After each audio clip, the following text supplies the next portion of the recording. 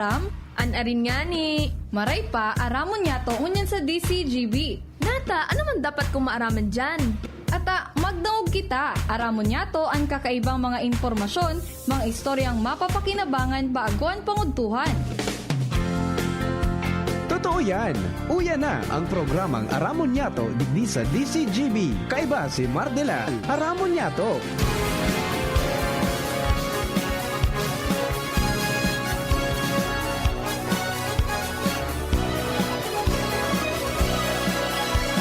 Kabayan, dapat mong malaman na kailangan mong maintindihan ang usapan na may kinalaman sa iyong kapaligiran. Kaya ng aming sinabi, makinig ka. Dito sa inyong bahay, makiklaming. Dito sa programa, Mardela, ating kasama. Pakinggan natin si Mardela. Samahan natin si Mardela. Sa balita, issue at sa komentaryo, kay Mardela tayo ay panalo. Mga tugang, good morning. Gonna knock on your door. Good morning po, Luzon, Visayas, Mindanao. Ini po ang programa ang Aramon Yato, digdi po sa radyo DCGB. 729 kHz sa pitang ka mga radyo. Nadadangog, nahihiling sa DCGB YouTube channel as in sa DCGB News Online Facebook page. Nadadagong ban mga tugang sa DCGB Live app as in sa iba pang internet radio. Good morning, ako pa sa lingkod Mardela Daing iba sa sana pero tingan. Technical side, gusto ko nga ito dyan si Ronald Baldo. Yaon man siyempre si Jerome Nico Martinez sa DCGB Social Media Department. Ito ang IT. Production Assistant Center si Ciara May Liron. Newsroom Angel Mustasa, Jenny Macho Balaran asin Mary Joy Jaresco. Kalawa siyempre Megabus Patrol sa padagos pong pangalap ng mga istorya. Tanganing may balangibog sa Banuanas na mapukawan mga turog sa pansitan. Sa mga birthday celebrators, happy birthday. Many returns of the day. More life, prosperity, and happiness. Happy birthday kay Kuya Junapolis, the man from Poland. Many returns of the day, June. More life, prosperity, and happiness. Asin sa iba pa pong nagbe-birthday sa kunyan, happy birthday. Sa mga may anniversary, happy anniversary. Sa mga bisita, enjoy the sights, savor the taste, protect our environment. Kumusta na mga kababayan natin? Walang pasok na face-to-face, ha? Pero may pasok ang mga opisina. So, ingat-ingat lang po tabi sa mga kababayan niya to Permi, sa mga ano yan, pag aagi sa mga may mga bulod na party at nagpara-ururan baga ka nakaagi o baka may nagrelomoy dyan pero minsan nakitang alertado. Di ba? Magayon ta kasudma mga tugang sukul ba kan mga kababayan niya to ang kapamilya kan sa rupong lolo na sabi nag-agi dyan po sa may Seaview, Purok 7 sa Buraguis, na nailing yung nag-agi dyan, baka ngaya kung natambunan kan ruminasay, nakadaralagan sa mga, ano yan, rescue force kan kunyan, kan Bureau of Fire Protection, pagkatapos so iba pang mga concerned, at sinpiglit dito ko tang tukion sa kunyan so nakatambon. Marita luminak, nagluwas wala. Nagluwas na so lalaki, ito pala nagsaod. Nagduman sa saod, ay salamat nga tabi. Nakauli pati so aki na nagtatrabaho sa ospital. Okay? So, yan po tabi, salamaton mga tugang, pasalamat man so BFP. Dahil lang po habang pinag-i-interview ni Joshua, duman sa alas 12 bareta niya to, yan po nagbutuan yung update. Yaw nang yaw ni na. Nagkasiribot kita. Pero ang sarap po sa talagang matindi duman, ito pong buminara na mga painggustong basura, mga tugang dyan sa may partikan Orosite. Nang sabi, iyo nga ito sa dahilan kan, dahil pagbulos kan tubig, buminaha, suminupay. Yan na po, sana maging eleksyon po yan, mga tugang sa Satuya Agabos. na sabi nga ni asikasuunta imanistang marayang pong mga basura. Igwaman sana po na naglilibot ng mga eco-aid sa kada barangay. Ikagta po sa tama. Ansin ipakolekta ta po mga tugang sa oras na kukolektaw na. Tangani na dahil kita makadagdag sa problema. Sabi nga ni Kayan, mga tugang, do not be part of the problem but be part of the solution. Di ba? Ayan po, adi. At yun na po yan ang mga nangyayari po niyan. Okay? So mga kababayan po niya to, hanggang alas 11 lang palang kita niyan na Webes ta garo mapadagos na ning programa mga tugang so DNR sa kapalibutan ng Tatamanon ta every Thursday 11 to 12 noon. Para po dagdagan ang surya pong karaman sa pangataman sa palibot, kasarabi na po ang mga pagpapasabot kad mga regulasyones na ipinagpapautob para po sa clean environment. Asin siyempre ang mga iba pang mga programa po ninda na pinag-asikaso para ma-update po kita. Okay? So, duman sa mga kababayan ta, pangyari, nagbabraso ka subago, nakikig ako sa bilog ng Kinaaban, mga tugang, ang most polluted city, so di naman mi, di naman mi mga, 2 years ago, yung Hanoi, Vietnam, ang sabi, mga tugang, hinirang bilang most polluted city sa Kinaaban ang Hanoi dahil sa maitom na espasyo dalan po sa maati na paros. Happy birthday pala kay amigo Dude Sigurulyo. Many returns of the day, more life, prosperity, and happiness. So ang sabi, mga tugang, sa pag-ugid ka mga eksperto, ang saro sa dahilan, kanalangkaw na level kang polusyon sa Hanoi, magabat na trapiko. Matindi mga sakyan duman. Tapos, so practice tadig di sa Pilipinas. Kaya nagkapira niya itong mga kababayan, despite of the pagbabawal na bawal magsunog ng basura, nagsusunog ng basura. Kasi di ba pang aktibidad na gibo ka mga regional manufacturing hub sa syudad. So pighadit ka mga otoridad ang pag-itaas na yan kang kaso, kan mga problema sa paghangos ka mga residente, dara kan maati na paros. Di, ang sabi, mga tugang, pati so paghiling ka mga aki, apektado na. Asin sa pangkagabsan nindang salud dahil po sa polusyon. Now, ang drastic solution ngunyan, sabi ninda, yun na dapat na mag-shift ning madalian mga tugang from ining mga existidong mga bikulo nagbubuganing aso to electric vehicle. From traditional na bihikulo to electric vehicle. Yan ang target mga tugang na gibuhon na electric ang operasyon kan 50% sa mga bus as in 100% naman sa mga taxi pagabot kan 2030. O yan. Di ba? O, pasiring na kita dyan mga tugang sa mga siring ka na mga lakdang. Na talaga pong naririparo na. O, imagine yan pong Hanoi, Vietnam, pigdadayo ang kan mga turista. Mga makahistorya na makapangyayari. Pero yan po, di pinasigwaro. Di sa tuya. Balikan ta, mga tugang, may mga pagbabawal po sa mga pagpaparasulo ng basura. Proseso ta na lang. Proseso ta. Kung di kaya, itao ta duman sa mga nagproseso. Sabi nga ni, iyan po ang dapat siguro kung kakayano man sa nakang barangay. Magagad ka mo sa sa Department of Agriculture, ning mga shredder. Pagkatapos ito pong composter. Tangani na magpadagos sa indong programa manungod sa environment as in agriculture, magka-partner sa duwa. Pati bunot kayang piridasuhon mga tugang kang shredder na yan. No?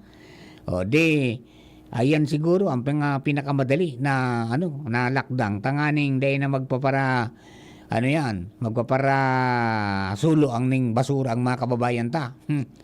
Diyan nga ni sa yan, puroksay sa rawis, pero may nagsurlo diyan ki basura. Mina karab katab sana sa gilid kan tinampo. May nagaragay pati motorsiklo, marita dahil naglilik. Kung may naglilik ng motorsiklo, pwedeng binukod ang kalayo. Tapos mga plastic pa, buda karton. Pag minagi ka, sabi kan mga empleyado, ay sus ngaya si Manay. Nadali na naman kita kayo ni maangros na kita pag-abot kina sa opisina. Kasarabi sa mga estudyante. Pero pundon ta na po yan, aday. And then yung mga plastic, ipoproseso, di ba? Para po, sabi nga ni makatabang kita, makatuwang mga tugang sa padagos po na pagrahay, kan sa tuya po mga tugang na kapalibutan, talaga pong kay po ang umiro, ang lambang saro, manungod po dyan. Good morning kay Sir Gerald Aranya. God bless nga all over the world. Ayan, mali pa si Gerald, pero misa nang maugma. Araw kayo ng mga amigo ta, pero misa nang maugma. Ayan, mga pudan, mga tugang, good morning kay Sir Marlon Lungabela, ang amigo kong may gusto nun. Diyan po sa Lungabelas Kalikasan Farm. Ayan.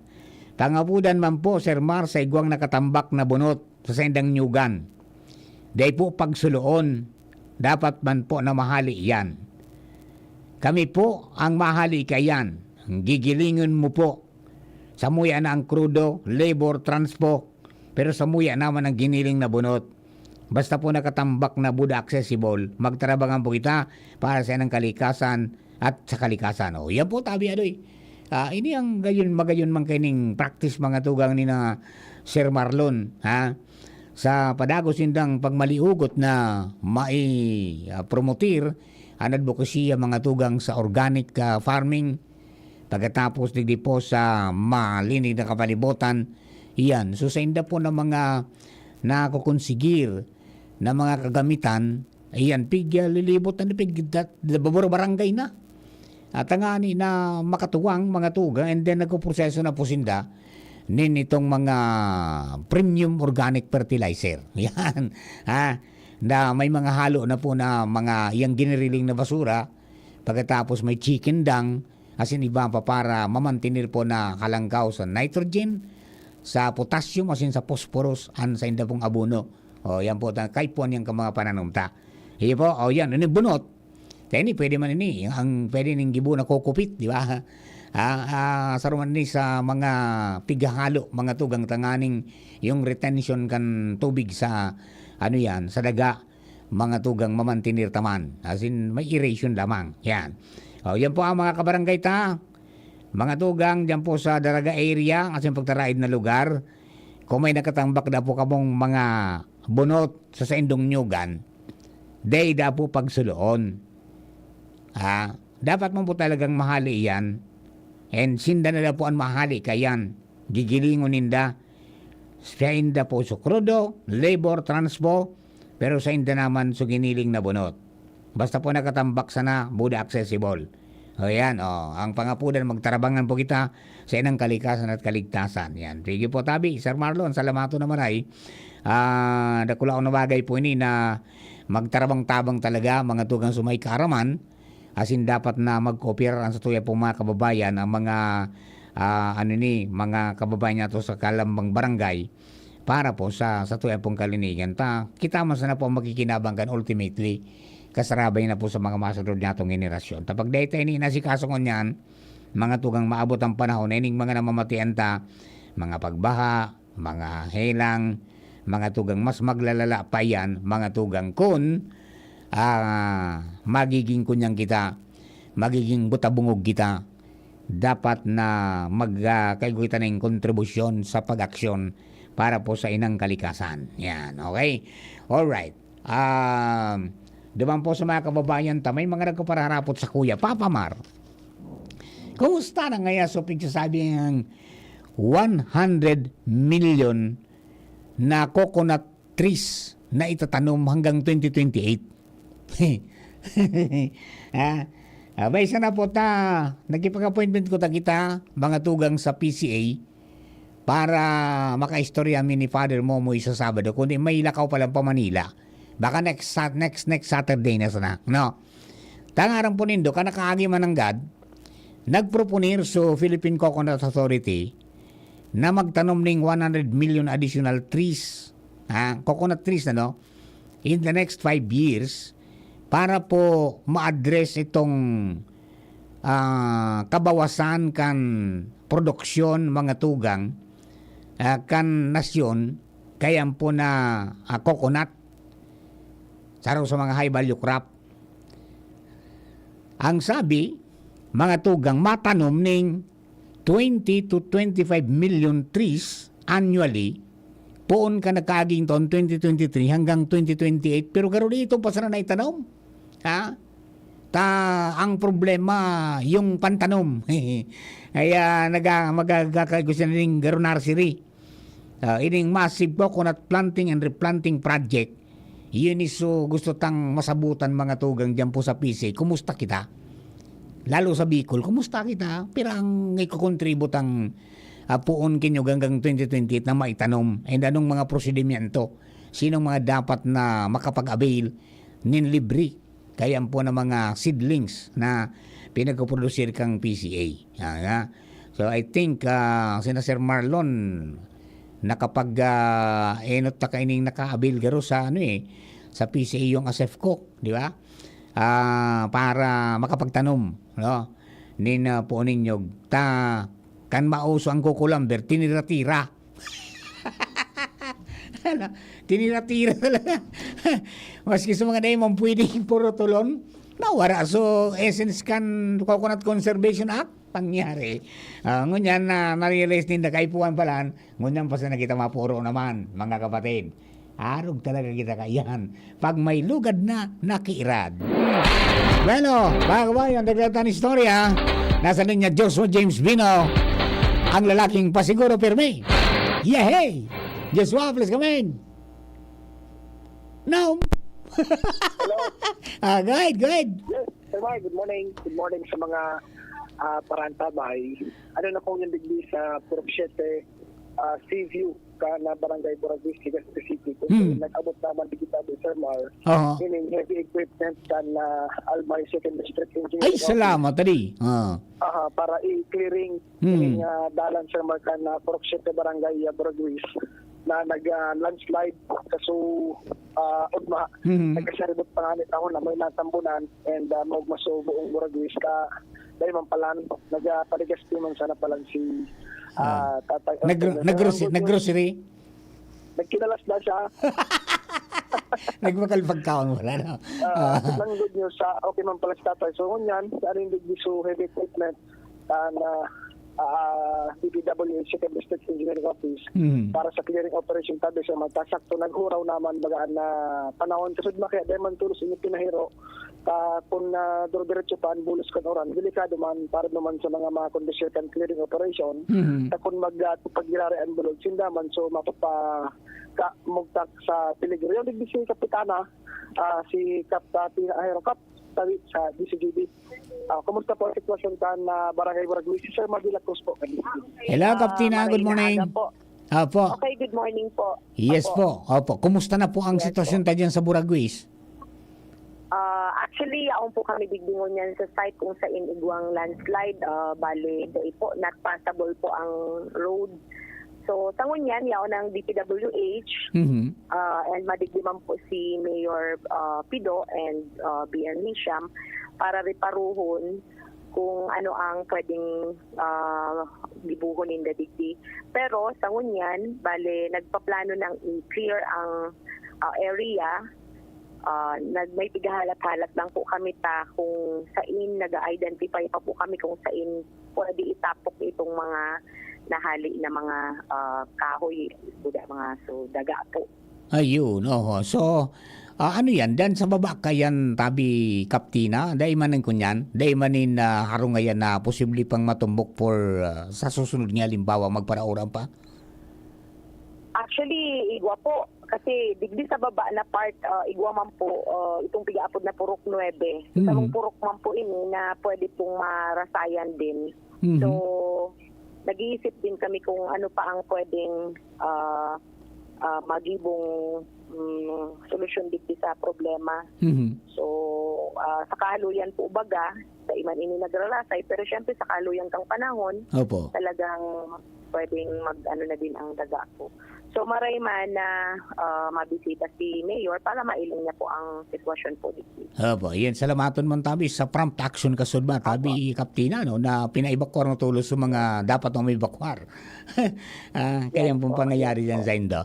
Okay, so baka po may gusto kang pangapunan sa mga taga Buraguis tabi kaptina ko ay tabi. Opo. Yes po. So yan, salamat sa pigtao mo sa kuya na opportunity na makapangakudan man.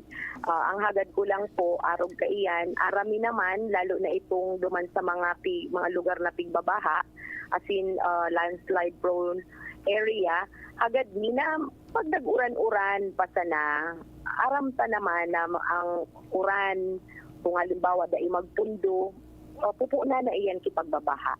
Kumbaga, i-ready na ang mga gamit, pirmi kitang pre-emptive evacuation. Kasi ako talaga, ibubusol ko itong nag-uran-uran pa sana dahil sa na-identify ni naman talaga digdi itong mga lugar na pigbabaha, talagang papalikason ko po talaga sinda.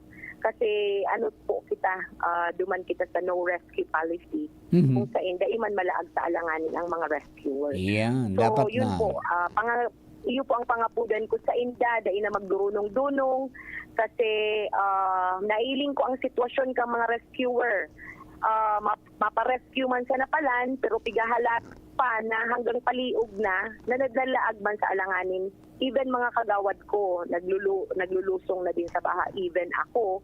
So sana, dahil na paghalaton na arog kaiyan. Kasi parehas, iyo na ang buhay ni digdi habang dahil pa syempre nasa low-lying area, talagang pirmi every time na mauran, mabaha. So yun lang po ang pangapudan ko po. Yes pa. Okay. Sige po tabi kaptina, salamaton po maritabi and good morning. Okay, good morning po. Sir Mar, si Kaptina Ahero ka na barangay Buraguis, Legazpi City. Yun tabi Sir Mar, na presenteng sitwasyon hindi sa landslide area, Purok 7, Seaview, barangay Buraguis, Legazpi City. Joshua Bino, DCGB. Thank you very much, Joshua. Lipat kita kay Jimmy na salita. Chief Jim, please come in, Chief. Chief Jim? Wala na. Ayan, wala na si Chief Jim. O di, iskeda na kita. Ha? Parang na po kita, tabi. O mga pag-iriba. Salamatong tabi sa indong pagantabay. Asin sa mga kababayan po niya ito. Babalik ako mamaya 12 to 12:30. Kaibanan ko po si Jasmine Baloloy para po sa Bareta alas 12. Thank you and God bless the Philippines. Pag-umpay, Jessic, for